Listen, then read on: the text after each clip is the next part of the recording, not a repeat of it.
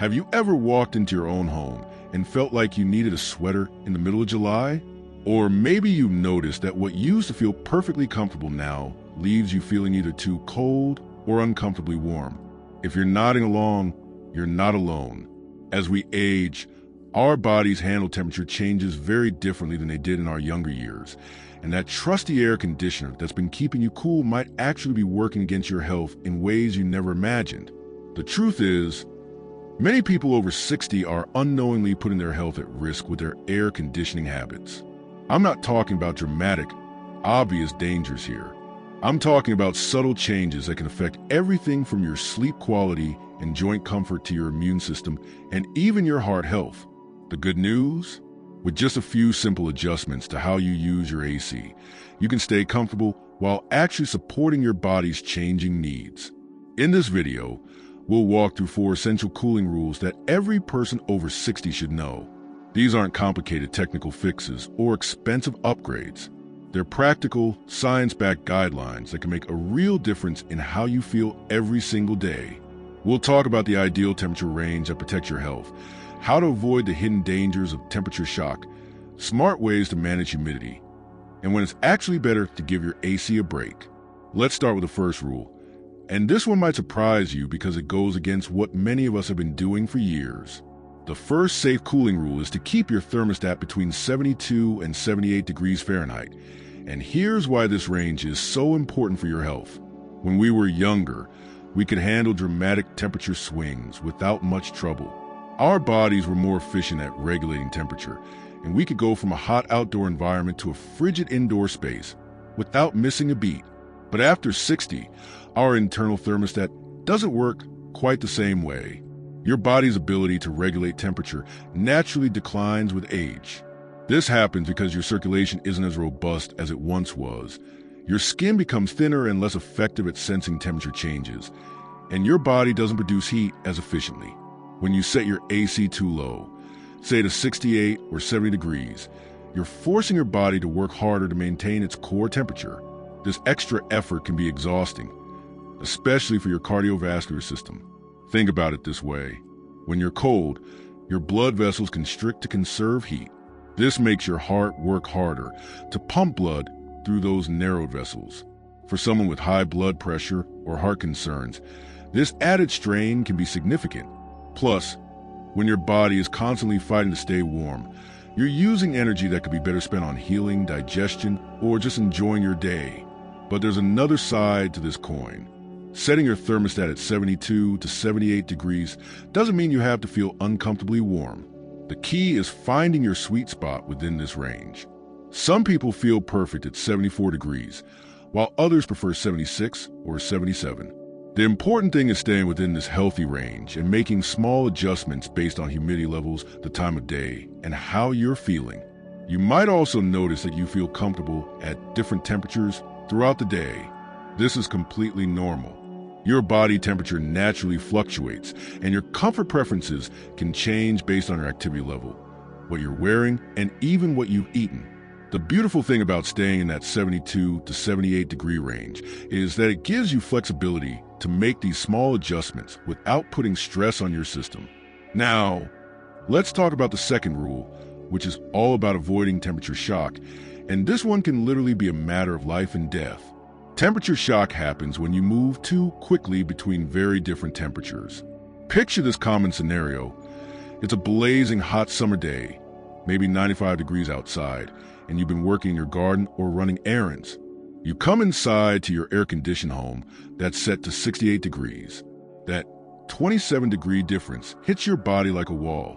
When this happens, your blood vessels, which were dilated to help cool you down outside, suddenly contract to conserve heat. Your heart rate can spike as your cardiovascular system scrambles to adjust. For someone with heart conditions, this sudden change can trigger serious problems, including irregular heartbeats, chest pain, or even more severe cardiac events. The solution is surprisingly simple: gradual transition. When you come in from heat, don't immediately blast yourself with cold air. Instead, sit down for a few minutes and let your body start to cool naturally. If you need immediate relief, use a damp, cool cloth on your wrists or the back of your neck. These pulse points will help cool your blood without shocking your system. You can also create transition zones in your home. Maybe keep your entryway or mudroom a few degrees warmer than the rest of your house. This gives your body a chance to adjust gradually rather than experiencing that jarring temperature drop all at once. Some people find it helpful to step into their garage for a minute or two before going into a fully air-conditioned house, especially if the garage is partially cooled, but not as cold as the indoor spaces. The same principle applies when you're heading back outside. Don't go directly from your 72-degree living room into 90-degree heat. Open the door and stand in the doorway for a moment. Let your body start to adjust. You might feel a little warm for a minute, but you're protecting your cardiovascular system from unnecessary stress. This gradual approach becomes even more important if you take medications that affect your circulation or heart rate.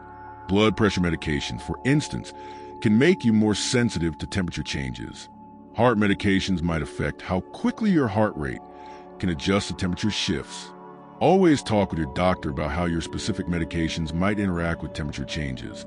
But in general, taking it slow is always a safer approach. The third rule focuses on something many people overlook entirely: humidity control. You might have your temperature set perfectly, but if your humidity levels are off, you can still feel uncomfortable and put unnecessary strain on your body. Here's what you need to know about getting humidity right. Most air conditioning systems do more than just cool the air. They also remove moisture from it. This is usually a good thing because high humidity can make you feel sticky and uncomfortable even at reasonable temperatures. But here's where it gets tricky for those of us over 60. Too little humidity can be just as problematic as too much, especially for our respiratory health and skin. When humidity drops below 30%, which can easily happen with aggressive air conditioning, several things start working against you. Your nasal passages and throat can become dry and irritated, making you more susceptible to respiratory infections. Your skin, which is already becoming thinner and more delicate with age, can become uncomfortably dry and itchy. You might find yourself waking up with a scratchy throat or feeling like you need to clear your throat more often throughout the day. The ideal humidity range for your home is between 40 and 60%. This might sound technical, but you don't need expensive equipment to get a sense of your humidity levels. You can pick up a simple humidity monitor at most hardware stores for under $20. These little devices will give you a clear picture of what's happening in your home environment. If you discover your humidity is too low, you have several options that don't require major changes to your AC system. You can use a humidifier in your bedroom or main living areas. Even something as simple as placing a bowl of water near your air vents can help add moisture back into the air. Some people find that keeping a few houseplants around not only brightens up their space, but also naturally adds humidity as the plants release moisture through their leaves. On the flip side, if your humidity is consistently above 60%, your AC might not be removing enough moisture. This can create conditions where mold and mildew thrive, which is particularly concerning for anyone with respiratory sensitivities or allergies. High humidity also makes your body work harder to cool itself through sweating, which can be especially taxing if you have heart or circulation issues. The key is finding that sweet spot where you feel comfortable without overtaxing either your body or your air conditioning system. Many newer thermostats actually display humidity levels right alongside temperature, making it easier to keep track of both. If your current thermostat doesn't show humidity, those inexpensive monitors I mentioned can help you understand what's normal for your home throughout different seasons. Now let's move on to our third rule, which might be the most eye-opening for many of you. Understanding when cooler isn't always better, especially during sleep. We've all heard that sleeping in a cool room promotes better sleep, and that's generally true. But for people over 60, there's a fine line between comfortably cool and dangerously cold. Here's what happens when you sleep in a room that's too cold. Your body has to work all night long to maintain its core temperature. This means your heart is working harder, your circulation might be compromised, and you're not getting the restorative sleep your body needs. You might wake up feeling stiff, achy, or just not refreshed, even after what seemed like a full night's sleep. The optimal sleeping temperature for seniors is typically between 65 and 72 degrees, which is slightly warmer than what's often recommended for younger adults. But here's the important part. It's not just about the thermostat setting. It's about how that temperature feels on your body, and that can vary based on your pajamas, bedding, and even your mattress type. Instead of cranking the AC down to 62 or 63 degrees and then piling on heavy blankets, try setting it to 68 or 70 degrees and using lighter, breathable bedding. Cotton sheets and lightweight blankets allow better air circulation around your body while still providing comfort. This approach lets your body regulate its temperature more naturally throughout the night. Pay attention to how you feel when you wake up. If you're consistently waking up with stiff joints, a stuffy nose, or feeling like you didn't sleep well despite being in bed for 8 hours, your sleeping environment might be too cold. On the other hand, if you're waking up sweaty or tossing and turning because you feel too warm, you might need to lower the temperature a degree or two. Many people find that using a programmable thermostat helps them find their perfect sleeping temperature without having to get up and adjust it manually. You can set it to gradually cool down as bedtime approaches. Maintain your ideal sleeping temperature through the night, and then warm up slightly in the morning to make getting out of bed more comfortable. The fourth and final rule might be the most important one of all. Knowing when to give your air conditioner a break and use alternative cooling methods that are gentler on your body. Your AC is a powerful tool, but it doesn't always have to be your only tool for staying comfortable. There are times when natural ventilation can be more beneficial than mechanical cooling, especially during those lovely mild days when the outdoor temperature is in the comfortable range. Opening windows in the early morning or late evening can bring in fresh air that not only cools your home naturally, but also provides a kind of air circulation that can actually boost your mood and energy levels. Ceiling fans are another wonderful complement to your air conditioning system. A fan can make you feel about 4 degrees cooler without actually lowering the temperature, which means you can set your thermostat a few degrees higher while still feeling comfortable. This is easier on your body because you're not dealing with artificially cold air, and it's certainly easier on your energy bills too. Strategic use of fans throughout your home can create gentle air movement that helps with natural cooling. A fan in your bedroom can improve sleep quality by providing consistent, gentle airflow. A fan in your living room can help circulate cool air from your AC more effectively, reducing the workload on your system and creating more even cooling throughout the space. There's also something to be said for dressing appropriately for indoor temperatures rather than trying to make your home feel like an icebox. Lightweight, loose-fitting cotton clothes can keep you comfortable at slightly warmer indoor temperatures. This is healthier for your body and more economical too. Now that we've covered the importance of proper temperature range and avoiding temperature shock, as well as managing humidity and knowing when to use alternative cooling methods, we're ready to dive into some specific strategies that can help you implement these rules in your daily life. After 60, your AC setting could be killing you. For Safe Cooling Rules, Part 3, let me share some practical strategies that make following these cooling rules easier and more automatic. The goal isn't to make your life more complicated, but to help you create habits that protect your health while keeping you comfortable all summer long. Start by making small adjustments rather than dramatic changes. If you've been keeping your home at 68 degrees, don't jump straight to 76. Try moving your thermostat up by 1 degree every few days until you reach that healthy 72 to 78 degree range. Your body will have time to adjust, and you'll be surprised how quickly what felt too warm becomes perfectly comfortable. Create what I like to call cooling zones in your home. Your bedroom might be most comfortable at 70 degrees for sleeping, while your living room could be perfectly fine at 75 degrees during the day. If you have a multi-zone system, take advantage of it. If not, you can use fans strategically to create cooler spots where you spend the most time without overcooling your entire home. Pay special attention to the times of day when you're most vulnerable to temperature-related stress. Early morning, when your body temperature is naturally lower, isn't the time to blast cold air. Similarly, late afternoon, when many people experience natural energy dips, is when gentle cooling works better than aggressive air conditioning. Consider your clothing choices as part of your cooling strategy. Natural fabrics like cotton and linen breathe better than synthetic materials. Loose-fitting clothes allow air to circulate around your body. Light colors reflect heat better than dark ones. These simple wardrobe adjustments can make you feel significantly cooler without turning your home into an Arctic environment. Hydration plays a huge role in how well your body handles temperature regulation. When you're properly hydrated, your circulation works more efficiently, and your body can better manage temperature changes. Keep water nearby and sip regularly throughout the day, especially when you're moving between different temperature environments. Here's something many people don't realize.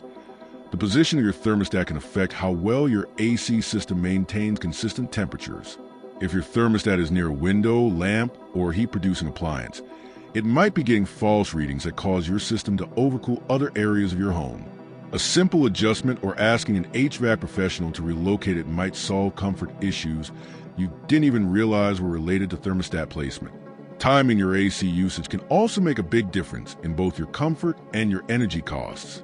During the hottest part of the day, usually between 2 and 5 p.m., your AC has to work hardest to maintain cool temperatures. This is when you want to be most mindful of not setting unrealistic temperature goals. On the other hand, during cooler morning and evening hours, you might be able to raise your thermostat setting or even turn off your AC entirely and use fans for air circulation. Regular maintenance of your AC system isn't just about efficiency, it's about health too. Clean filters ensure better air quality, which is especially important for seniors who might have respiratory sensitivities. A well-maintained system also provides more consistent temperature control, reducing those uncomfortable hot and cold spots that can stress your body.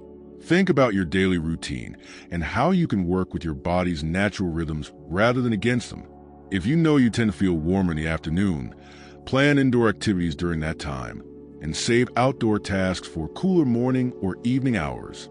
If you feel chilly in the morning, have a light sweater handy rather than turning up the heat or turning down the AC.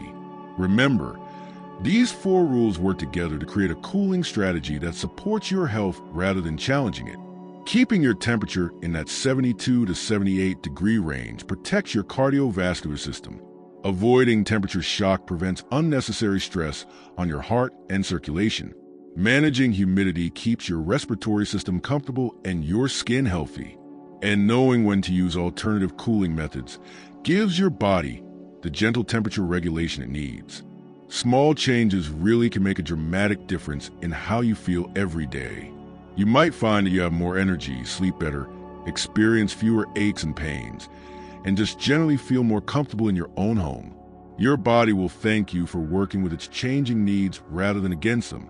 I'd love to hear about your experiences with these cooling strategies. Have you noticed a difference in how you feel when you adjust your AC habits? Do you have other cooling tips that work well for you?